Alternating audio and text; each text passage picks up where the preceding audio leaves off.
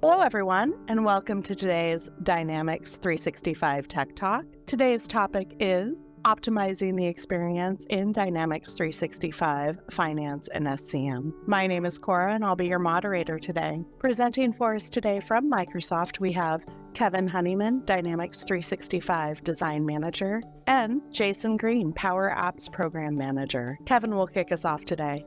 Kevin, over to you. Thank you, Cora. Well, let's get started.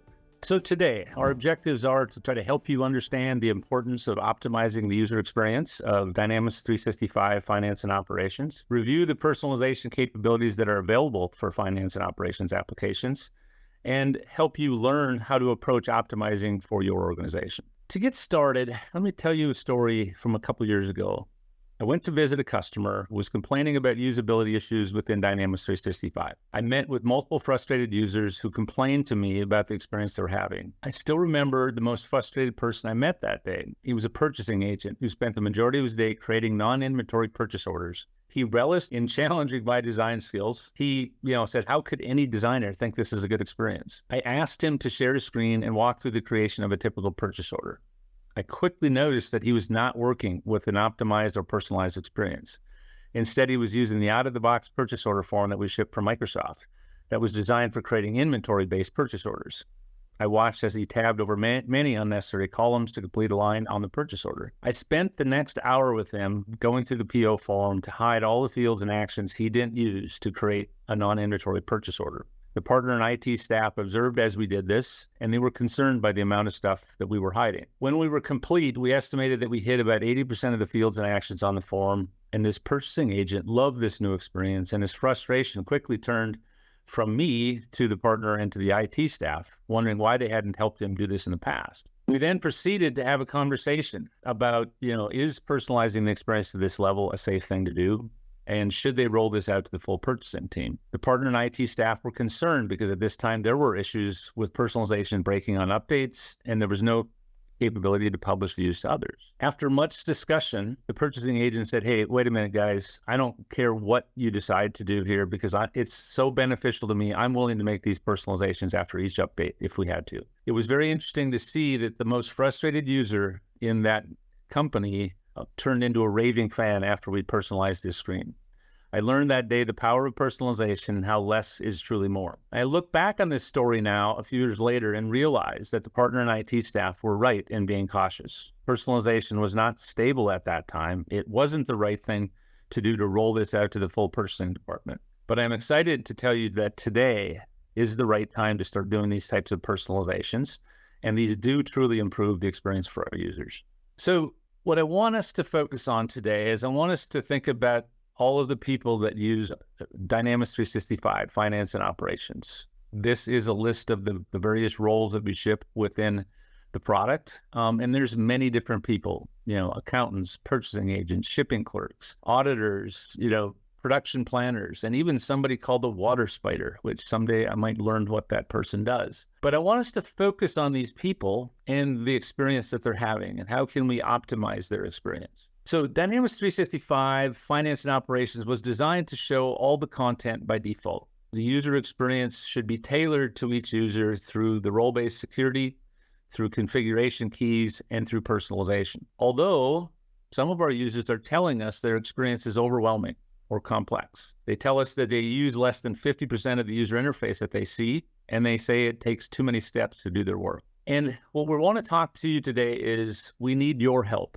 to optimize the user experience through personalization, partners and customers. And the reason we need your help is because the experience that we design out of the box for Microsoft can only go so far. And we can create a good experience, but we need somebody to fill this gap. What we're going to talk about today is by filling this gap, by optimizing the experience, we can get to a much better experience for our users. So thinking about all these people, all of these roles that are using our product, what are they expecting from the user experience? And I want to talk through some of their expectations. First off, they are expecting the product to just work for them. They're expecting it to be designed for them, and they are expecting it to help them be efficient. And so let's just dive into each one of these. Users are asking for the product to just work.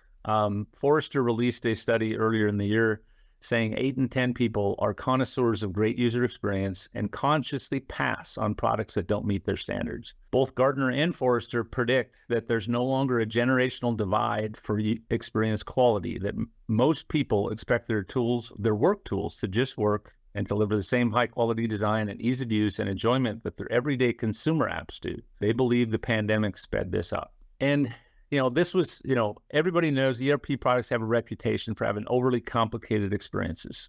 And this was tolerated at a time when there was little overlap between the tools we used for work and those we used for play. Although advances in mobile, social, and cloud technology have blurred these lines. And now we're in a situation where Dynamics 365 users expect consumer-grade experiences. And these raised expectations have transformed the software that we use. On the whole, pursuing a consumer-grade experience makes our software simpler, more visually appealing, and more naturally intuitive. And so what we're doing at Microsoft is we are spending a lot of time trying to understand what is a consumer-grade experience that our customers are expecting. So we've developed some frameworks that we're using, and we believe it's critically important for our business and for the people that are using our products. And the thing to understand here is our users do not have a choice often in using our products, and they can't pass on using it because it doesn't meet their standards. If our end users are frustrated by their experience using Dynamics 365, they're going to be frustrated with their job. If they feel empowered by our experience with Dynamics 365, they'll be empowered in their job. So we're working hard to ensure everything we design and build at Microsoft going forward is going to have a consumer-grade experience. So let's talk about Design for Me. This has been a long-standing goal for Dynamics 365 is we want users, when they use the product, when they see it for the first time, that they look at this and go, wow, this was designed for me and the job that I need to do. But just imagine for a second that you are starting a new job at a construction company as a laborer and you see a wall of tools in the shop. What would your reaction be? Wow, there's lots of tools here. It's kind of overwhelming. It looks like it might be difficult to reach those tools at the top. I'm not sure what some of these tools are for. Do I need to learn how to use these tools? Am I qualified to do this job? My fear is that some of our users have the same feeling when they first start using Dynamics 365, because we've heard similar comments. Wow, there's lots of stuff in Dynamics 365. What is all of this for? Do I need to learn how to use all of this? I'm going to need more training. Should I have taken this job? So this does not give the user the feeling that this was designed for me. But now imagine instead when you joined this construction company and you're a skilled craftsman and they hired you to do finished carpentry. If you saw this wall of tools, this looks like it might be designed for the work that you do. The primary tools are on the wall so you can get access to them. Other tools that you use infrequently are tucked away in some drawers in the tool cabinet. You still may want to optimize this wall of tools to make you more efficient, but it's a much better starting point. And this is the biggest challenge we have at Microsoft, designing for Dynamics 365, because we need to design for so many roles, so many industries, so many countries. It's difficult to design the ideal experience for everyone. So at Microsoft, we're constantly trying to improve our tools to help users be more efficient in their work and require less training. But we'll always need a way to optimize that experience to the company and the individual user's needs. And currently, personalization is the best way to do this. And lastly, let me talk about this, the user's desire to be efficient, and they want their tools to help them be efficient. So have you ever seen this? You're on a college campus, city park, there's perfectly good sidewalks, but then there's this path through the grass. And why do these paths form? These paths are formed because people are trying to be more efficient. If this is on a college campus and a college student has 5 minutes between class, he's going to take the shortest route to get where he's going. But if you're on a leisurely walk on the weekend, you might take the full sidewalk. The difference between a consumer-grade app and a work app. A consumer-grade app, oftentimes you're not worried about being efficient, but in a work situation, you're always looking for efficiencies. It's human nature to look for efficiencies in everything you're doing. So these are called desire paths, and we need to be thinking about how can we allow our users to have desired paths, shortcuts, ways that they can be more efficient. And in our case, having a desired path within the user experience is not bad for the environment. It's not bad for the lawn. It's perfectly acceptable, and we should be looking for ways to kind of help our users be more efficient. And a couple examples of users being efficient in Dynamics 365. You'll see people create favorite menu items. You'll see users memorizing keyboard shortcuts so they don't have to go between the keyboard and mouse for data entry. You'll see users editing data in Excel because they find it faster to do mass updates than in Dynamics 365.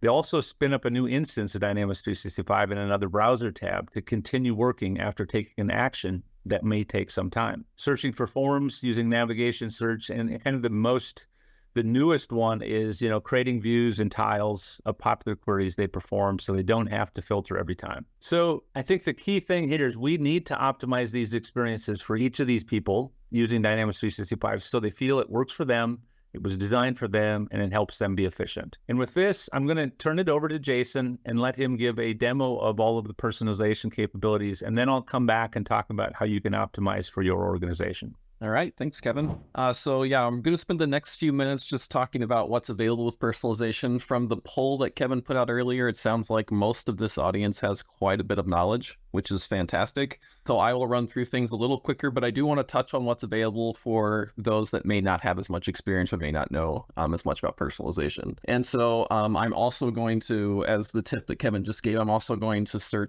move between or navigate in the application using navigation search because I feel like it's the most efficient way to get through. So I'm going to go ahead and go to all sales orders. You can see the kind of the quick shorthand you can use to get to that form. And I'm going to go ahead and drill into a record. And so when we land on sales table, I'm starting here for a particular reason. So this is the most complex, the largest form that is shipped out of the box. If you look at this from a modeling standpoint, there's over 1,000 controls on this form between the grid view, the lines view, and the header view. If you look at all the actions in the action pane between all these tabs at the top and all of the menu buttons and the toolbars, there's over 200 actions on this form. And so if we don't do work to kind of trim this down, this quickly becomes a very complicated and overwhelming experience for users. And so that's where we're going to start today, is just what can you do with personalization. So the first thing that we're going to look at is if you just right click on a control and hit personalize, you'll get some options for what you can do. And so the first one is you can rename. So that's one particular option that's available through this right click personalize option. Hide is the other one that is we're going to focus on. So hide is going to be your best friend whenever we're trying to optimize these experiences. So we'll go ahead and click that. You can do this one at a time per control, but I generally recommend people go into personalization mode. So if you click options and hit personalize this page, or if you're like me and you like keyboard shortcuts, you can do Control-Shift-P and you will move into personalization mode. And this is kind of where you can do this all in batch. So if I come in here to the hide tool, I can just start clicking on groups of things or fields that I don't use, and really starting to clean up my interface. Again, this can be fields, this can be actions, this can be things up in the action pane if you want to get rid of entire action pane tabs. Most of the controls on the form you can hide if you don't use them. So that's going to be your best friend to try to clean your form up as much as possible. There are other things you can do to improve your efficiency, especially for data entry scenarios.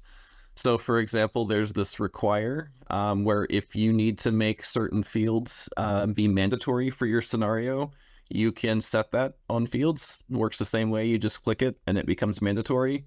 You can add fields. So if there are things here that you use that you don't, that isn't here by default, you can add those. You can do moves, so you can start to rearrange the order of these. I generally will recommend, while drag and drop does work, for the fields on the form like this, I generally recommend using the keyboard with up and down arrows and enter. It's a little bit more reliable. There is the skip tool. So this will allow you, if you're doing data entry and there are certain things that you need to see but you're not going to fill in, you can take them out of the tab sequence so that users don't have to spend that extra tab stop getting through fields. There's this lock tool that if you want to make something read-only, you can do that. And then the last one is the show and header one, which allows you to specify fields that you want to show up in the header part of these fast tabs. So this is nice because you can kind of promote these values up into the header and you can collapse those sections so you can still see the values without having to use up the space. And then the last thing that you can do from these forms is add an app. So if you have a Canvas app, a Power app, if you have a third-party website you need to embed, or a model-driven app, you can add those to the form. You can embed those directly into these forms with this add an app in this case, as a new fast tab. So there's a lot of functionality here to really pare down the experience to what you really need. And then in addition, anytime that you're expanding collapsing containers, we'll remember that by default. And so I have an example of what this could look like. So again, we have this really complicated form with all these actions. You've got your really wide grid, which you're probably not going to use all of those fields. For each of the lines, you've got all this extra data. So what if we actually are pretty aggressive and we try to remove things? I have a simple sales order sample here. So if I switch to this, you can start to see the power of what happens whenever you're really aggressive with this. I've cut down my actions to only the things I need. I have my sales order header with just a few fields that I need to fill in. I've cleaned up everything in the grid so that it's compact. It's only the fields I need. I got rid of the entire line details because everything I need to enter the sales order is directly in the grid. And this is much more approachable. This is much more usable for users. And we found that when we do this, users tend to be more satisfied with the experience. And so this is the kind of thing that we're pushing more people to do, this more aggressive personalization to really optimize and clean up these screens. So that's what you can do just quickly on a regular form, on kind of any form. What I'll do next is I'll move to all customers and spend a few minutes talking about what you can do on list pages. And so this is also important when we look at the views that are out there across kind of the ecosystem at this point. We see about 16 million personal views that have been created and 25,000 published views. So there's quite a bit of usage across the customer base, and 83% of those are on these lists. So users have figured out how to create views. The hypothesis is mostly on filtered conditions, so they don't have to come back to this over and over again and redo the filtering every time. But this is where a lot of the action happens. But just quickly, just to show you what you can do here, again, you can right-click hide. Again, getting rid of any columns that don't have data or that you don't use. We'll go ahead and add some columns as well. So we will search for credit fields. I'll add credit limit and credit rating, and those come in. You can see every time I make a change, there's this star on the view. That means that I can save this. It has unsaved changes. So that's always nice. You can also show the footer if you want. It'll show you the number of rows in the grid if we know how many there are at that point. If you start making selections, it'll also show you the user how many rows have been selected. You can do aggregates. So view column totals, you can say I want to see the sum of the whole thing. If you have the extended grid aggregation capabilities features on, that's been extended lately to have additional functionality here. So you can do average, min, max as well. So again, all these things can be saved to a view. Maybe I'll reorder this and I will group by this column. And then I can get this kind of ad hoc reporting view, essentially, where I have a sum at the bottom and then I get subtotals in each of the groups. And all of these things can be saved to a view. So we'll do save as, we'll give it a name. I could choose to make this my default view if I wanted to, so that when I load this page the next time, it will also, it will load this one. If I have access to multiple legal entities, I have some control over which views or which legal entities this view will be available in. And so I'll just save this. You can see very quickly if I switched between standard view, for example, the out-of-the-box version, and I can quickly get back to this view of the form that I set up for myself. So this is super nice. The other thing that you can do quickly is I'll go back to my view and we'll just do a quick a quick filter. So you can filter these. Maybe this is my customers. So we'll make this the default. And then if this is a list or something, some amount of work that you know you're going to need to do, you do have the option to push these to workspaces. So under the options menu, there's this add to workspace option. So I have the sales order processing and inquiry workspace selected. You can choose to add this as a tile, link, or list to that workspace. So I'm going to choose tile. The configuration screens are all very similar between all three of these. You can give your tile a name, decide if you want the count, and then you can pick the size that you want for that tile. So I'll just do the default here and add it to the sales order processing workspace. Again, I'm going to do my shortcut to get to that workspace, SOP. And you can see my new tile is here. So again, personalization's here. If I had turned on the save use for workspaces feature, I could create views from the workspace and also publish those out if I want. If I come in here and personalize, I can also add this to the dashboard. So if I go to the dashboard and I scroll down to sales order processing, you can see that I've promoted this value. So any of these tiles that are important, you could promote from the workspace up to the dashboard and kind of build a view of the work that you need to do, or kind of an overview of your areas directly from the dashboard. One thing that I did not mention that I will go back and talk about on the list again is publishing, and this is an important piece for optimizing your experience. So I have my my default view here, my customers. What I can do is go in and hit publish, and so what this does is this is a way that you can push out these views to certain segments of your organization. So we'll just call this my view published. I won't make it the default view, but you do have that choice. You can default people's experience. And so here is where you choose the roles. So I'm just going to pick system user. So this means that every user in the system that has a system user role will get this view in their view selector list. If I make it the default, it will be their default when they come to customers the next time they view the form. And so again, I have the same legal entity access control that I showed before. So if I publish this out, you can see that I do have my new view down here that I just published. So I can switch to it and it'll be the same thing that we were looking at before. So this is a really great way to kind of figure out what your experience should be for your organization or for a particular role, which Kevin will talk about in a few minutes, and try to give that out to your organization. The last thing that I'll mention is we talked about your workspaces and being able to add those tiles, lists, and links. If one of the out-of-the-box workspaces isn't right for you, you do have the option to start from scratch and build your own. So if you right-click on the dashboard and hit personalize, there's this add a page option. And so if you click the workspace option, that will allow you to add a new tab or a new tile in the dashboard, just like the out-of-the-box ones. And you have free reign to add whatever tiles, links, and lists that you want to that. You can build this for whatever you need. There's also options for adding full page Power Apps and websites. You can do that as well. Any of these that you add do have that same publish capability where you can give this out to users. And then the last thing that I'll mention before I give it back over to Kevin is kind of we have a bunch of administrators on the call. I'm kind of administering this. This personalization screen, admin screen, is kind of where you can go to get an overview of what personalizations are in the system. So there's tabs here to see which views you've published out to various forms. You can see which page it's on, how many people you've given it to, what the view name is. You have the same thing if you have any unpublished views. You have this personal views list where you can see all of the personal views across all of the users. So if you have a particular user that has a view you're interested in, you can go and create a copy for yourself and go look and see what they've done with it.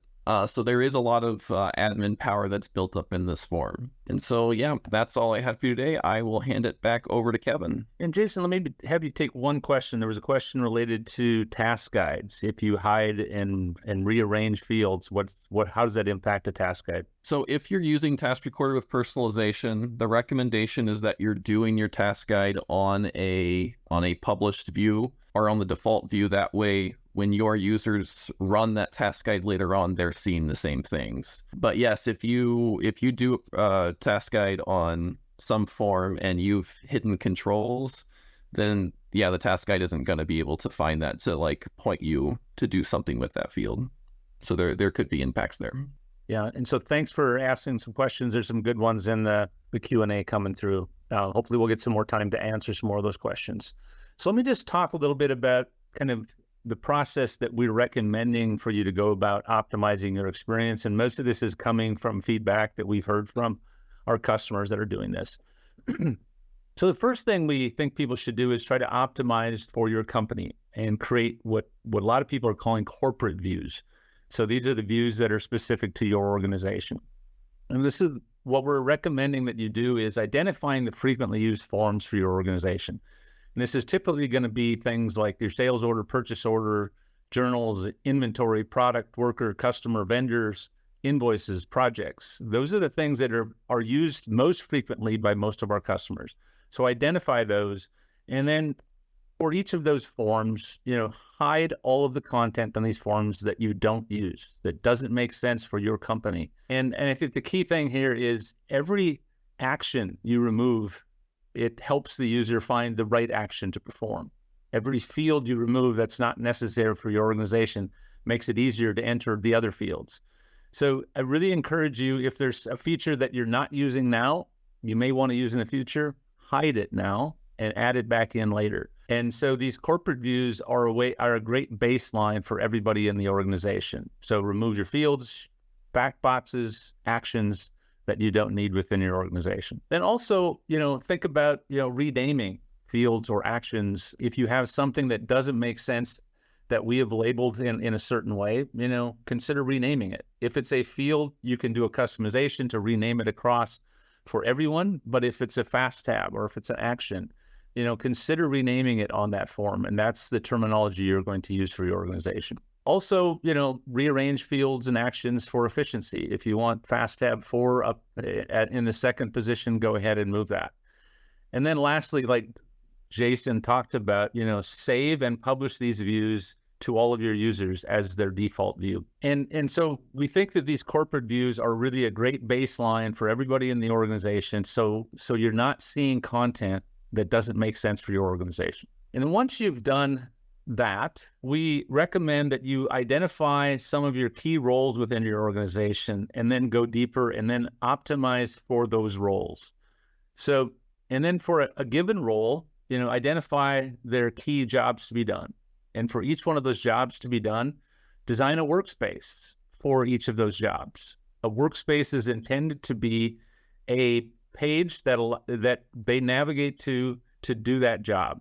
And everything they need should be encompassed there. We don't want users having to go back and forth between the menus to do all of their work. If there's things they need to do to complete that job, put it on that workspace. And I just want to talk a little bit about these tiles, these small little boxes with a number in it. These things are very, very popular with some of our users. They love the fact that they can create this view and they can pin it to a workspace and they can see the number of items in that view at any time. And people are using this to kind of manage their workload. So they come to this screen and go, okay, well, this number on the right should be at 0. I need to take care of that. So they can easily see the work that they have to do and they can kind of get access to that information really quickly. And they don't have to filter this data every time. So those have been extremely popular. And we've seen some customers create workspaces with nothing but tiles. Next, you want to create all of the filtered views to support all of those tiles that you want to have on your workspace. And the key thing here is in some of these cases, you're going to be dealing with some of those same forms that you created corporate views for. In this case, now you're trying to optimize for this role. So for that specific role, get rid of all the actions that they don't need and then create the filters that they need to do their work. And in some cases, we're finding, customers that are creating 50 different views on the sales order form, but some of those are designed for one role, some are designed for another role. And so you can have multiples of these. And then obviously tie those lists back up as tiles on the workspace. And then you'll need to go to the next layer of, what are the tasks that people are doing? Are they creating purchase orders? Are they creating sales orders, creating customers, creating vendors? What are those tasks that they're doing? And then go to those forms and then optimize those forms for this role. And again, you may have a corporate view already for that form, but now you're trying to optimize for a specific role. So only show the actions and the fields that are necessary for that role.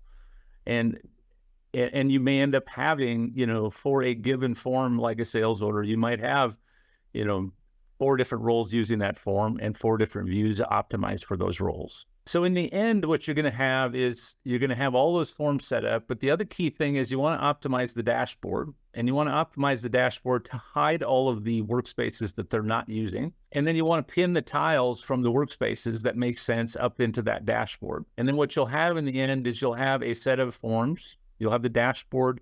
You'll have a set of workspaces that encompass everything that user needs to do. And there's a small set of forms that are optimized for this user. And then you'll have some of these desire paths where you'll have these links coming from the dashboard and we'll go directly into these other forms. So looking for ways that we can optimize the experience so we can reduce every click we can to make these people more efficient. So let me just give you a few examples of what this looks like within Dynamics 365. So this is the dashboard that you would see if you're a system administrator. Nobody should really see this. Even a system administrator should be hiding the workspaces that they don't use on a regular basis. And so this is a great opportunity, very simply, to optimize that experience. So what we want to get to is we want to get to this. If this is an accounts payable clerk and they have 4 workspaces, have it so those are the only 4 workspaces they see. If there's some they use infrequently, they can still get to that through the menu. And then we want to get these tiles pinned up here. So the nice thing about this is for an accounts payable clerk, they can come to this page and they can look across at all of their workspaces and go, okay, well, and look at their tiles and go, okay, what do I need to do first? Maybe these past due, pass on financial period close is my most important thing today. So I'll go do that and then come back here and then look at what they need to do next. So that is very, very popular with our users. And then our workspaces. Like I said before, these tiles are a great opportunity. Look for more tiles for users. Look at the workspaces that we ship. Are those workspaces the best ones for our users? Or should you start with a new workspace? So think about the tiles they need to do their work and monitor the work that they have. Think about the list that you want to promote to the workspace. And think about all the links that you want to provide so this user doesn't have to go to the menus to do their work. Also think about links to other systems that they're using so they can come here to get access to those as well. So really trying to just encapsulate everything they need to do that job within this one stream. On any of our lists, there's great opportunities for improvement. And I'm just going to talk about vendor transactions and customer transactions for a second. Some of our customers have the same currency for their transaction currency and the reporting currency. And if that's the case, there's a great opportunity to simplify a form like this. Because what you're seeing here is you're seeing the amount and balance 3 times in 3 different currencies. But if those are all the same, you can hide all of those columns and make it much simpler, and you see the account and balance. And again, like Jason showed, you can group this by status, for example, and then you can see those subtotals. And again, grouping has been very, very popular. People love when they can do these groups, and those groups can be then saved into views. And like I said before, sales order, purchase order forms, those are used very heavily within organizations. And so, you have an opportunity to personalize these. And I think the key thing is if you see standard view on some of these key forms, there is definitely an opportunity for improvement. And I think the key is, remove the actions that don't make sense. We've tried to set up security so the security will limit the number of actions that people see based on their role, but there's still opportunities to remove other things. And the key thing is when you run usability studies and you watch somebody perform a task, it's sometimes frustrating when they can't find the right task. They're going up there and they're clicking this, nope, clicking that, nope. And what you want to do is by everything you remove, every action you remove, every field you remove, the experience gets easier. It's more usable. Every little thing we remove, it removes a wrong path that they could take. So encourage you to remove actions, look for opportunities to remove fields, look for opportunities to remove columns. Catch weight, for example, is a column that shows up by default. There is a config key that we recommend you would turn off so that would not show up in the default view. But if it is on, certainly turn that off. And I think that in the story I told earlier, that purchasing agent was tabbing past the CW quantity, CW unit field every time, and he was asking me what that was for. And so those things should not be happening. These things just need to get removed. On something like vendors, I've had customers in Europe saying, what is this tax 1099? What is that for? Again, this is a tax form in the US. If you don't have US vendors, you don't need this. So these are the kinds of things, some examples of things that you could be removing. So let's talk a little bit more about who we think should be doing this personalization and kind of when this should be happening. We believe that the best person to be doing this optimization is the person that's doing the training of the users. And we really should be optimizing the experience before we do the training and doing it in the environment where you're training your users. And this can be a partner. It can be the system administrator, and I know we have a lot of you folks on the call, but I think it's ideal when it's a power user within a department. And sometimes we see these people called captains, sometimes we see these people called key users, sometimes business analysts, but they're people that work in the department that are training the users how to use that Dynamics 365 in that area. They're doing the configuration for that area, they're doing the troubleshooting, they're also the people that would be very good at, optimizing the experience and doing the personalization. And if you personalize first and then train second, your training material is going to get easier. And I think we want whoever's doing this personalization to really be encouraging end users to further personalize their experience, because you can ship these corporate views, you can ship these role-specific views, but then on top of that, those can be locked down so that users can't change those, but they can start from those and then make further personalizations on top of that. And then at any point, when you're trying to support them, you can go back to the kind of the base state of the corporate view or the role-specific view. And with that, I want to turn this over. I know there's been a lot of questions about kind of some of the personalization concerns, and so we're going to try to address this. I'll turn it back over to Jason for this slide. Awesome. Thanks, Kevin. I will go ahead and say that there's lots of questions in the chat. I'm trying to get to them as quickly as I can, but so we may get to some of them at the end. But we're going to spend a few minutes here talking about some of the concerns that that we've heard in the past around personalizations and whether organizations should really dive in and use this.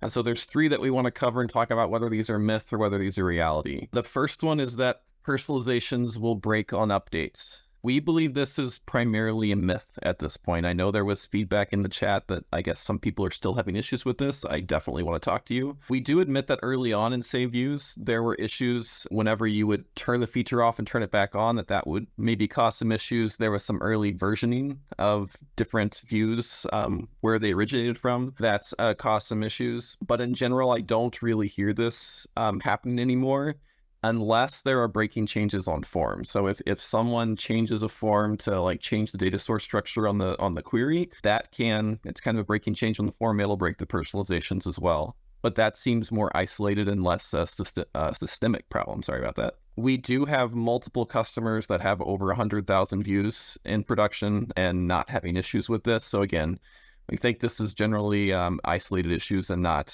a generic issue anymore. And again, if you are having issues, I think I put my email in the chat. If you're still having issues, I will love to talk to you. You can talk to me. You can go through support. Either way, we want to get this worked out, because these are not supposed to break on updates. These should be persistent across so that you do it once and you're done. The next one that we hear is that we've heard that it might be difficult to provide tech support if users all have different highly personalized experiences. This is also one that we put more in the myth bucket as well. Yes, users, if we do encourage them to personalize their own experiences, they may be slightly different. But with the recommendations that we've been giving, if you have corporate views, which we recommend you do for all those top used forms, that's kind of your baseline for your internal either customer or partner ISV support. Where you can always have users go back to that corporate view as a baseline so that everyone's looking at the screen in a consistent way. So that's a great way to kind of mitigate any kind of tech support issues. And the same thing happens if there's no corporate view, or if you're talking with Microsoft support, we will ask you to go back to the standard view to debug issues instead of looking at whatever view you have, so that we're all looking at the same thing. And then the last one, which there is also some allusions to this in the comments, is that personalizations can cause performance issues. And so this one is partially myth, and I would say partial reality. And so let's spend a few minutes talking about what that is. So most personalizations that you do, the ones that don't impact the query, should have very negligible impact on performance. So if you're doing things like hiding, reordering, locking, requiring, adding power apps, adding things to fast tab headers, that should have very minimal impact. I won't say zero, because there is a little bit of overhead in just applying those personalizations when you load the form or when you switch views. But I would say the benefit that the user is going to see from really streamlining the experience is going to far outweigh the few milliseconds it takes to actually apply those personalizations. So all of those should be very safe. The things that can impact performance is when you start talking about changing the query. So if you're filtering or sorting or adding joins into your view definitions, that can, but this isn't isolated to just save views or personalizations, right? This is anytime anyone is messing with the query. So this could be devs at Microsoft or at a customer, or at a partner, at an ISV. If they're not being careful with how they're making queries on forms, that can cause performance issues. Before save views was even a thing, users would just ad hoc filter, and they could do that. They could save those queries as saved queries in advanced filter or sort, and potentially have that query plans. So save views does give users a way to save those so they get back to those queries quicker, which if they need to get to that data, they need to get to the data. But the thing we need to be cautious about here is publishing out views, rolling out these queries that have bad performance to a bunch of users. That's when you can get into some issues. So what kinds of things might impact performance with the query? If you are filtering and sorting on non-indexed fields, that can cause performance issues. It'll result in a table scan. The interesting thing here is that users don't know, probably what indexed and non-indexed means, or they don't know which ones are indexed and which ones aren't. And so we are actively looking at how can we put potentially some guardrails in place to kind of guide people away from these bad paths. Maybe we tell you, hey, the data isn't optimized for this sort. Do you still want to do this? It may take some time. So those things can cause the query to be slower. SQL, the way that it just optimizes queries, if you do a filter operator like contains with a wildcard at the front, it'll basically have to do a table scan. If you do or conditions like is one of, I want this or this or this, again, SQL's not very good at optimizing those kinds of operations. In general, we want people to be doing ands. So you want to and your conditions together. And if you're using indexes, the things that are going to be best is equals or begins with or less than or greater than. If you can string your filter conditions in terms of those operators, you'll have a much better chance of getting to a good performing query. And then the last thing is if you're joining additional data sources. If you're going into advanced filter or sort and you're adding more data sources, that can obviously make the query a little bit slower. And even if you add certain fields, the reference group fields, those will implicitly add data sources under the cover just to grab the value for that field. And so that can do the same thing. So yeah, table scans, generally bad. If it's a smaller table, if you don't have a ton of data, you're probably not going to notice. This is really going to be noticeable if you do this on tables with very large volumes, hundreds of thousands, millions of rows, and you have a bad query plan, then you're going to start feeling the pain. And so in general, we do have some recommendations to try to avoid, to try to mitigate some of these issues. The first one that I'll just mention is when Kevin talked about creating those corporate views that you want to push out to all users that kind of simplify the form to just what your organization uses. The general recommendation is don't put filtering and sorting on those base corporate views. Just have those be the easy personalizations, and you roll those out to all users. If you do want to add those things, make sure that you are in an index situation. The last point there is if you do create a new view especially if you're going to try to publish this out, be cautious. If your data isn't coming back pretty quick, and this is a large table, don't roll that out as the default view for people. Again, if people need to get to the data, that's fine if they switch to it, but when you make them the default, then you can create issues when lots of users are hitting this every time they open the form. So we want to make sure that we're careful in those situations.